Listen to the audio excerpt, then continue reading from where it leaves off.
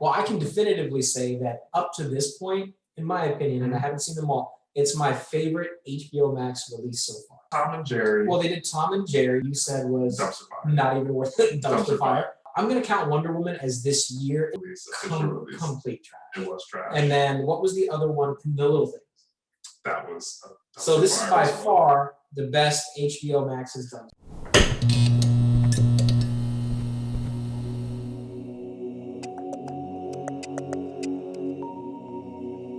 So you watched Judas and the Black Messiah. I did watch Judas and the Black Messiah. I watched Judas and the Black Messiah. What are your thoughts?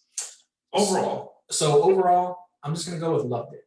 Okay. Because we will get into all the details later. Okay. Usually I go on and on. I loved it for this and this and that. We'll get to it. I loved it. What'd you think? I feel like you're torn just from the face you're making. I wouldn't say I loved it. Okay. I wouldn't say I loved it. I liked it a lot. Okay. There are a few reservations that I have. Okay. Judas and the Black Messiah is pretty much the story of Fred Hampton, the leader of a Chicago, Illinois faction of the Black Panther Party, and the infiltration of Bill William O'Neill into the Black Panther Party. Pretty much, Bill O'Neill, he is a small-time crook, and he is recruited by the FBI. What is that guy's name? The FBI agent, Mitchell. I don't know what his real name is Jesse Clements, and he's blowing up. Let me tell you something. He's a good actor. I like him. Anytime he is in the film, anytime he is involved in anything in the film, you don't want to be a part of whatever that guy has going on. Breaking Bad, it was he is so good. He is at just being like like it was. I don't want to say the same character. You haven't seen Breaking Bad. I haven't seen Breaking Bad. Do you know his character in Breaking Bad? I do not. Okay. So that's good enough. I don't want to know anymore. Okay, so because I do intend to go back. But pretty much Mitchell, which is his character, he recruits O'Neill to spy on and get close to Fred Hampton, and which is it's such a manipulative way to get somebody to help you. But we'll go into that. I mean, the one thing I can say about this movie is that the performances were really top notch. They were really amazing. Yeah. Daniel, I always get his name wrong, Kaluuya. I would say give that man an Oscar right now. Same. I actually had to look up because I thought I heard he won, I believe it was a Golden Globe for the performance. It was weird though because I watched it, I looked it up after the movie and realized it was as a supporting actor, which I was like, I'm pretty sure. But if Lakeith Stanfield, I guess that would be, he would be the main actor. I mean, it kind of frames his story, although Fred is at front and center. Yeah.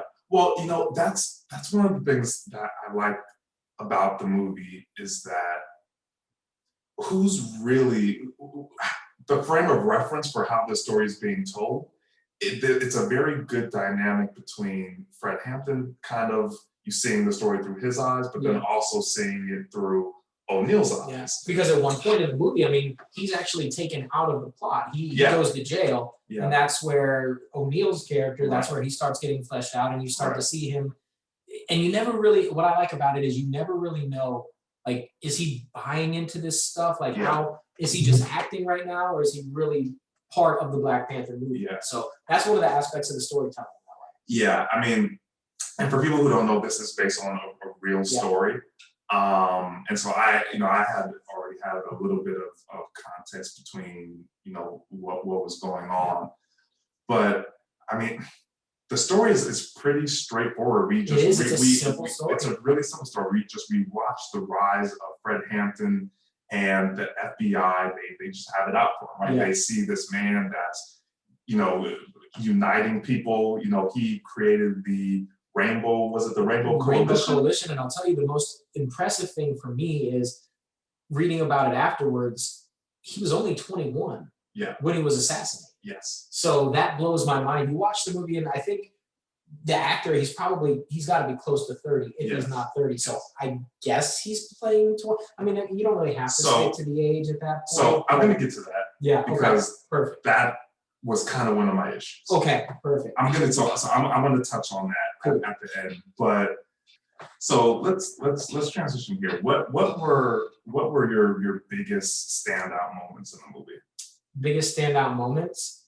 I think the last probably 10 to 15 minutes was the most powerful piece for me, and then kind of getting to see the end result when you finally, credits go and then you've got the words on the screen letting you know exactly what happened, how young they were, the fact that I think it was the cops, I think it said they fired 99 bullets versus 1, and yet they were still charged. They were the ones that were being charged with attempted murder. I'm like, that's why that's why these stories are important to be told on the screen. So I immediately, it's one of those movies where you turn it off, and I started diving into Wikipedia, YouTube, talking to people around me and saying, hey, you watched this movie with me. How powerful was that? Isn't this crazy? So I think that's probably the most impactful thing. I mean, all of it was, but the last 10 to 15 minutes where you see the result of all of these things leading up. You've got the FBI coming in. You've got people basically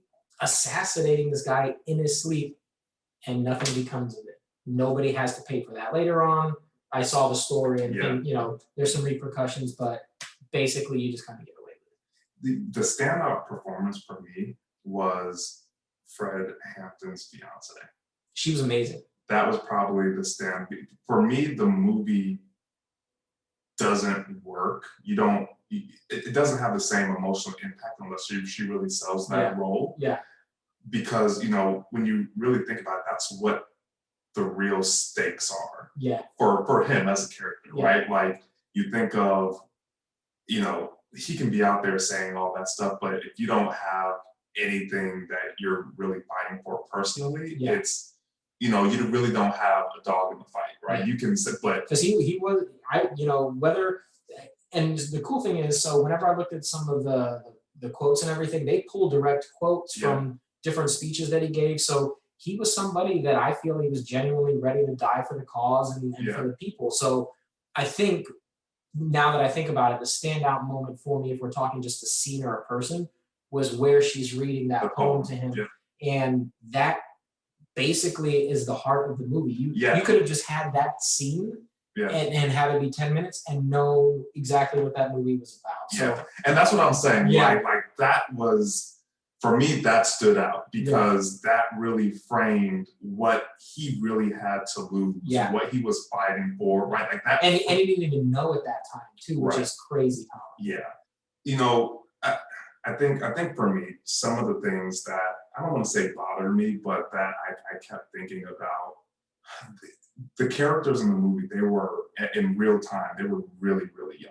Yeah. Like, they were super, super young. Like, I believe when O'Neill got picked up initially, he was like 17. He was, I read that and thought, well, that, to me, that changes things and a little.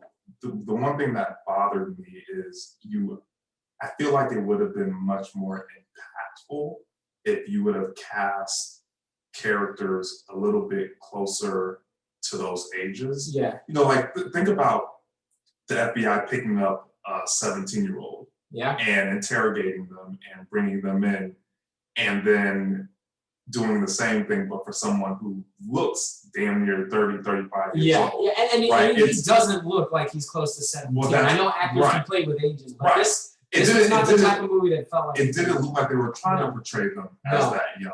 And so, for me, it was like, I mean, it's just a completely different experience for a viewer. Yeah.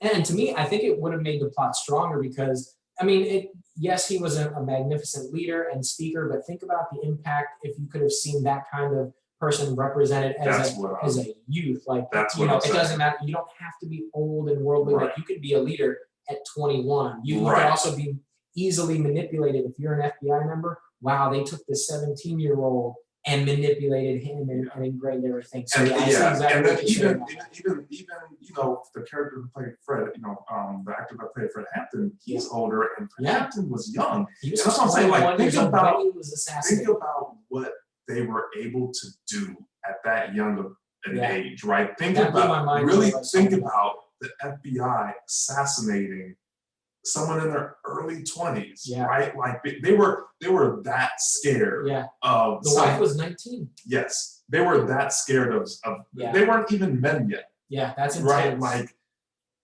that's how scared they were. They were that terrified. And I think the other scene that really stood out for me is when, pretty much Fred Hampton was going to go back to jail, and then Hoover called, and he was like, "Yeah, we're not sending him back to jail because jail just makes people famous." And then Mitchell was like, "Well, what's worse than jail?" or something like that. And like it's never answered. Immediately the film's about to take a turn. Yes. Yeah. And it's just, I think that was just so powerful that you just think about, a lot of things that go on in today's world. That's how a lot of people think. Like, jail isn't, like the criminal justice system is supposed to be about reform, and it's, so. Or you can go to jail on $70 worth of ice cream charges. Yes. For 2 to 5 years. Yes. That's unbelievable. But Mitchell, I thought, gave a really, really strong performance. Yeah. Or the actor that played Mitchell, you just never, like, there was always this doubt in his mind that you could see that this seems wrong. Yeah. But Nicole, while we were watching it, she literally turned to me and said, "Do you think he's like good or bad?" And I didn't have an answer because I'm like, honestly, I can see both. Like, yes, he's doing his job, which is a terrible job, but then he's also helping this guy, but he's helping him because he's having him do all these terrible like spy type things. And it's just, it's not a good scenario to be in. So he's not that likable of a character, but he gave a good performance. So there's only, I think, one, I don't know if I would call it a major issue. I have one issue with the movie itself. I feel like we left the movie not knowing much of anything about William O'Neill.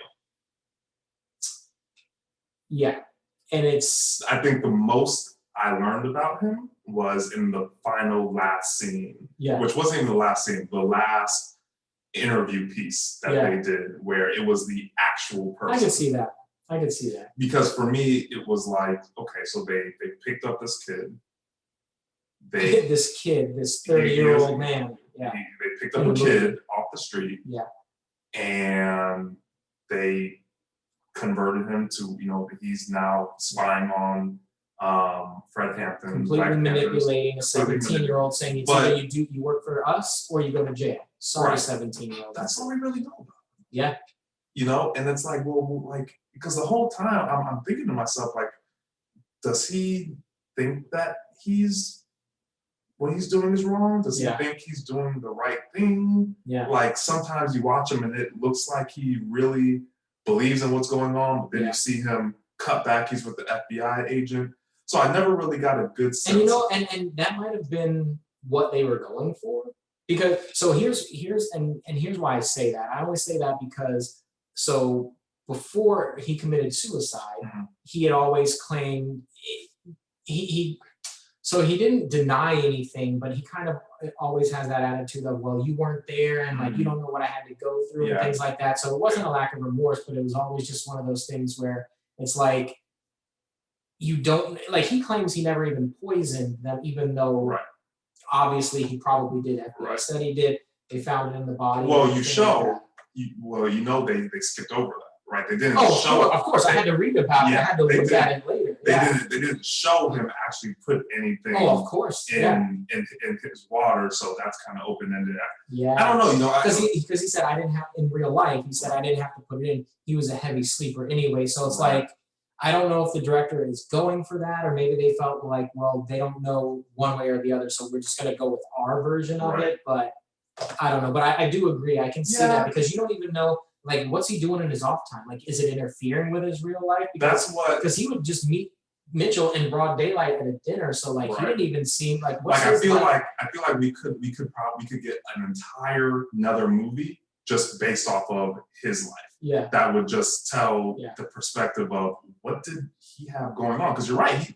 He claims, you don't know what was going on. I was in the struggle. Yeah, you weren't in the struggle. Well, I was in the struggle. So, but the way the film portrays it, though, it's like it didn't look like you were in much of the struggle. You were taking that money willy nilly. You were getting new glasses. You were getting nice dinners. Yeah, the cop was your mentor. You were, based on what the movie portrayed. it didn't look like you were struggling that much. So that was our review of Judas and the Black Messiah. We liked the film. Joey loved it. I loved it too. I had a couple of reservations, but overall, it was a really great film. I think the best HBO Max release by far. By far. You all check out the movie. Let us know what you think in the comments. And until next time.